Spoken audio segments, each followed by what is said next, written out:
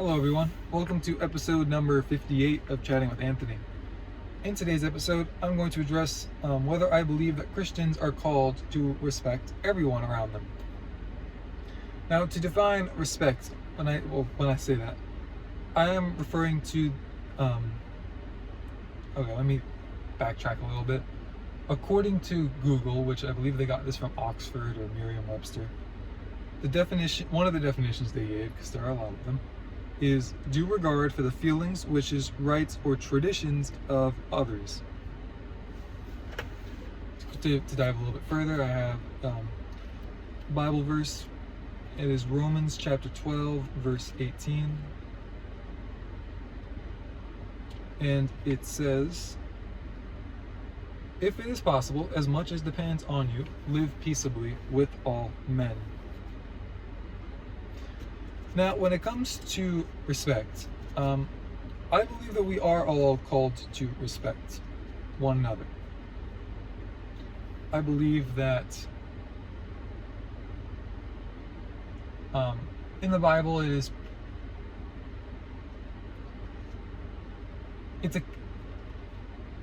best way I'll explain this, it's complicated if you're going to look at it strictly from the stories of the Bible, because if you look at like the Old Testament, you see a lot of stories where where God basically tells people, they usually tell like a person to lead a group of people to go essentially kill a group of people that are not walking with God. Some of those are like enemy camps, and some of them are people within their own camp. Stories of like, I forget which one it was. I think it was with Moses and Aaron, where they literally went and killed like 3,000 of their own people because they were worshiping idols. And there's more than just that. God clearly has high regard for people not walking in idolatry, in terms of like the physical, like, golden calf, and just like things that we put in front of God. God clearly makes a big deal out of that, because he's the same God throughout the whole Bible. Even though the New Testament it almost seems a bit different. Like if you were just like if you read the stories of the Old Testament and then the New Testament, it almost feels like it's a different God, but it's not. It's just,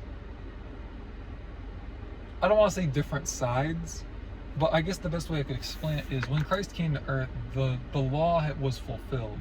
Well, okay, his resurrection, it was fulfilled. And I think you see throughout the Bible, Jesus himself was very compassionate, like especially with the Pharisees and the Sadducees. Even though he called them out a bunch and pointed out their hypocrisy, he tried to talk and like reason with them and explain why things are the way they are.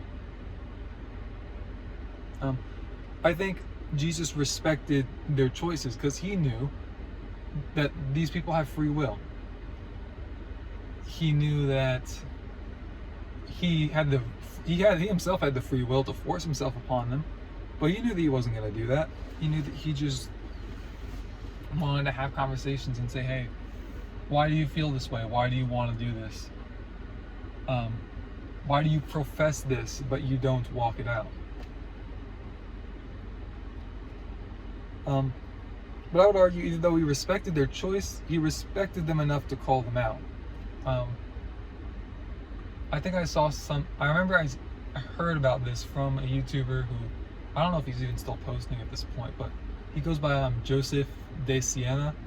He was, at the time he was posting, his most recent video was talking about him being engaged, which is why I say I don't know if he's even posting anymore, but he was like playing baseball in college, from the videos that I remember watching.